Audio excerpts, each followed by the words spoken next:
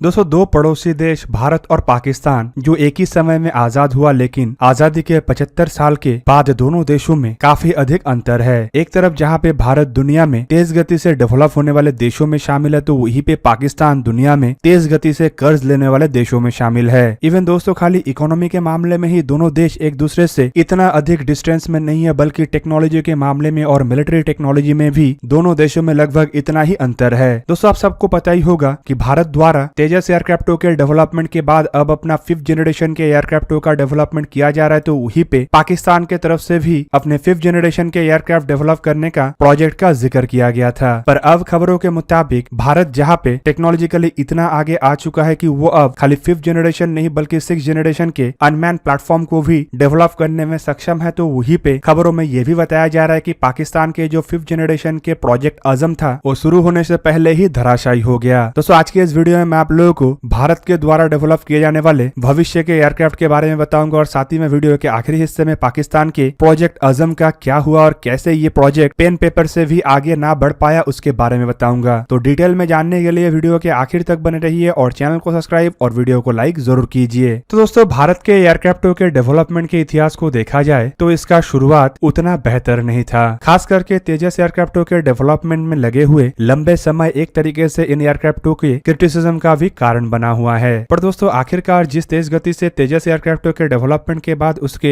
Base पे तेजस mark 1 और अब तेजस मार्क 2 एयरक्राफ्टों को बनाया जा रहा है, वो एक तरीके से अतीत के इन क्रिटिसिज्मों को काफी तेज गति से कम भी कर रहा है। और फिलहाल के भविष्य के प्रोजेक्टों को अगर देखा जाए तो भारत अब ऐसे सिचुएशन में है कि अपने खुद के 6th जनरेशन के फाइटर एयरक्राफ्ट और साथ ही साथ अनमैन 6th जनरेशन के एयरक्राफ्टों को भी निर्माण करने में सक्षम है। दोस्तों, हाल ही में आप लोग भारत के द्वारा डेवलप किया हुआ पहला फ्लाइंग विंग ड्रोन मतलब स्वेप्ट ड्रोन के फ्लाइट के बारे में भी सुने होंगे। दूसरी तरफ अगर देखा जाए तो भारत के जो तेजस प्रोजेक्ट है, इसमें ज्यादातर इंडिजिनियस इक्विपमेंट है, जिसके सहारे अब भारत टेक्नोलॉजी के मामले में इतना हद तक आगे पहुंच चुका है कि अपने 100% इंडिजिनियस एयरक्राफ्टों को भी डेवलप कर सकता है। दोस्तों, हाल ही में लाइट कॉम्बैट एयरक्राफ्ट के चीफ आर्किटेक्चर डॉक्टर अनंता कृष्णन के तरफ से टर्मैक मीडिया हाउस को एक इंटरव्यू में बताया गया कि भारत अब ऐसे पोजीशन में है जहां पे वो अपने 6th जनरेशन के अनमैन प्लेटफॉर्मों को डेवलप करना शुरू कर सकता है। दोस्तों, इवन आपके जानकारी के लिए बता दूं कि डीआरडीओ के तरफ से 4th जनरेशन के तेजस मार्क 1 और मार्क 1A के बाद 4.5 जनरेशन के तेजस मार्क 2 एयरक्राफ्टों के प्रोटोटाइपों का भी निर्माण किया जा रहा है, जबकि डीआरडीओ 5.5 जनरेशन के AMCA फाइटर एयरक्राफ्टों के ऊपर भी काम कर रहा है। दोस्तों, फिलहाल AMCA एयरक्राफ्ट के कॉन्सेप्ट में जिन एयरक्राफ्टों के डेवलपमेंट के ऊपर काम किया जा रहा है वो टोटली मैन्ड प्लेटफॉर्म होगा, मतलब इन एयरक्राफ्टों को फ्लाई करने के लिए पायलट का आवश्यकता पड़ेगा। पर वहीं पे बताया जा रहा है कि AMCA मार्क 2 एयरक्राफ्टों में पायलट की भूमिका को कम से कम तर किया जाएगा और इसमें एक आर्टिफिशियल इंटेलिजेंस बेस्ड सिस्टम का इस्तेमाल किया जाएगा, जो एयरक्राफ्ट में पायलट के ऊपर से वर्कलोड को कम कर सके, ताकि पायलट ज्यादातर अपना ध्यान एयरक्राफ्ट को कंट्रोल करने में नहीं बल्कि दुश्मन के एयरक्राफ्टों के ऊपर धावा बोलने में लगा सके। AMCA मार्क 2 एयरक्राफ्टों को लेके बताया जा रहा है कि ये ऑटो लैंडिंग और ऑटो टेक ऑफ जैसे फीचर्स के साथ होगा, ताकि आवश्यकता पड़ने पे अगर पायलट का कोई इंजरी हो या फिर पायलट जी लिमिट के कारण बेहोश हो जाता है तो एयरक्राफ्ट को बिना पायलट के सहारे भी लैंड कराया जा सकेगा। दोस्तों, 6th जनरेशन के फाइटर एयरक्राफ्टों के कॉन्सेप्ट को लेके बताया जा रहा है कि ये मैन्ड और अनमैन्ड दोनों वर्जन में अवेलेबल होगा, मतलब दुनिया के जो भी देश फिलहाल 6th जनरेशन के फाइटर एयरक्राफ्टों के ऊपर काम कर रहे हैं, वो सभी इन एयरक्राफ्टों को मैन्ड और अनमैन्ड दोनों ही तरीके से डेवलप करना चाहता है। ऐसे में AMCA फाइटर एयरक्राफ्टों के जो AI बेस्ड प्लेटफॉर्म को लेके बात कहा जा रहा है, वो भविष्य के भारत के 6th जनरेशन के एयरक्राफ्टों के डेवलपमेंट का एक बहुत बड़ा मदद भी होगा, क्योंकि इस तरीके के टेक्नोलॉजी को इनहेरिट करते हुए भारत आसानी से अपने 6th जनरेशन के एयरक्राफ्टों को मैन्ड और अनमैन्ड दोनों ही तरीके से डेवलप कर सकेगा। दोस्तों, यहाँ पे आपके जानकारी के लिए बता दूं कि भारत ऑलरेडी 6th जनरेशन के प्लेटफॉर्म के बेसिक टेक्नोलॉजी के ऊपर काम शुरू कर चुका है। ऐसे में आप लोगों के मन में यह भी सवाल होगा कि कौन सा है वो टेक्नोलॉजी और कहाँ पे भारत इसके ऊपर काम कर रहा है। तो हाल ही में ही आप लोग सुने होंगे कि भारत के द्वारा स्वेप्ट अनमैन एरियल व्हीकल का फ्लाइट टेस्ट किया गया। दोस्तों, बेसिकली ये इंडिया के द्वारा डेवलप किए जाने वाले घातक या फिर औरा अनमैन एरियल व्हीकलों के एक मिनिएचर वर्जन है, और घातक को लेके बताया जा रहा है कि ये कोई अनमैन एरियल व्हीकल नहीं बल्कि एक अनमैन स्टेल्थ बॉम्बर होगा। मतलब इसमें कई तरीके के ऐसे टेक्नोलॉजी का इस्तेमाल किया जाएगा जो भारत के 6th जनरेशन के प्रॉपर फाइटर एयरक्राफ्टों में इस्तेमाल हो सके। दूसरी तरफ AMCA मार्क 2 में भी और AMCA मार्क 1 में भी कई सारे ऐसे आधुनिक से आधुनिकतम इक्विपमेंटों का इस्तेमाल किया जाएगा, जिसे आसानी से भारत इनहेरिट करते हुए 6th जनरेशन के एयरक्राफ्टों को डेवलप कर सके। इवन इसके अलावा भविष्य के फाइटर एयरक्राफ्टों में जिस तरीके के अनमैन मैन विंग मैन कॉन्सेप्टों का इस्तेमाल किया जाना है, भारत उसके ऊपर भी काम कर रहा है। CATS वॉरियर नामक कॉन्सेप्ट के बारे में तो आप सब लोगों को पता ही होगा, और अब स्विफ्ट ड्रोन भी भारत के इस तरीके के अनमैन प्लेटफॉर्म के डेवलपमेंट को और आसान करेगा। दोस्तों एक तरफ जहां पे भारत 5th जनरेशन के फाइटर एयरक्राफ्टों के डेवलपमेंट करने के साथ साथ अब 6th जनरेशन के एयरक्राफ्टों को किस तरीके से बनाया जाए उसके ऊपर प्लानिंग कर रहा है, तो वहीं पे पाकिस्तान के जैसे देश दिन ब दिन पिछड़ते हुए इतना पीछे चला गया है कि पाकिस्तान के मीडिया में जो प्रोजेक्ट अजम को लेकर उछल कूद किया जा रहा था वो मीडिया से बाहर भी निकल नहीं पाया, और निकलने से पहले ही माना जा रहा है कि ये प्रोजेक्ट का समाप्ति हो चुका है। दोस्तों जब भारत के द्वारा AMCA एयरक्राफ्टों के प्राइमरी डिजाइन के ऊपर काम किया जा रहा था और भारत तेज गति से AMCA एयरक्राफ्टों को डेवलप करने के लिए अलग अलग कंपोनेंटों का निर्माण कर रहा था, तब पाकिस्तान के द्वारा अपने जनता को बेवकूफ बनाने के लिए एक शोषा छोड़ा गया। साल 2017 में पाकिस्तान के तरफ से ये अनाउंस किया गया कि पाकिस्तानी एरोनॉटिकल कॉम्प्लेक्स और पाकिस्तानी एयरफोर्स एकत्रित रूप में पाकिस्तान के लिए एक 5th जनरेशन के फाइटर एयरक्राफ्ट का निर्माण करेगा, जिसे प्रोजेक्ट अजम कहा गया। और पाकिस्तान के 2017 के बयान के मुताबिक साल 2028 तक इन एयरक्राफ्टों के फर्स्ट फ्लाइट किया जाना है। 2019 में पाकिस्तानी एयरफोर्स की तरफ से फिर से एक बार एयरक्राफ्ट के प्रोजेक्ट को लेकर अनाउंसमेंट आया और कहा गया कि इसके कॉन्सेप्चुअल डिजाइन कंप्लीट हो चुका है। पर दोस्तों उसके बाद से लेके अब तक इसे लेके किसी भी पाकिस्तानी एजेंसी की तरफ से कोई भी खबर बाहर नहीं आया। पर अगर बीते कुछ सालों में पाकिस्तानी यूट्यूबर्स को देखा जाए तो उनके द्वारा अमेरिकी YF-23 एयरक्राफ्टों के फोटो वीडियो में चिपकाते हुए ये बताया जा रहा है कि ये पाकिस्तान के 5th जनरेशन फाइटर एयरक्राफ्ट का कॉन्सेप्ट है। पर दोस्तों अब खबरों में बताया जा रहा है कि ये जो प्रोजेक्ट अजम को शुरू करने का दावा किया जा रहा था, ये कई सारे कारणों की वजह से अब पूरी क्रैश हो चुका है। दोस्तों रिपोर्ट के मुताबिक पाकिस्तानी एयरफोर्स और PAC मतलब पाकिस्तान एरोनॉटिकल कॉम्प्लेक्स की तरफ से बिना सोचे समझे ही 5th जनरेशन के फाइटर एयरक्राफ्ट को अपने बलबूते पे डिजाइन और डेवलप करने का दावा कर दिया गया है। लेकिन अब PAC को ये रियलाइज हो रहा है कि उनके पास ना ही इंडस्ट्रियल कैपेसिटी है और ना ही किसी एयरक्राफ्ट को डिजाइन और डेवलप करने का कोई भी एक्सपीरियंस है। इवन दोस्तों पाकिस्तानी मीडिया में जो जंग फाइटर को लेके इतने बड़े बड़े दावे किया जाता है और ये बताया जाता है कि जंग फाइटर के बाद अब पाकिस्तान जंग प्लस प्रो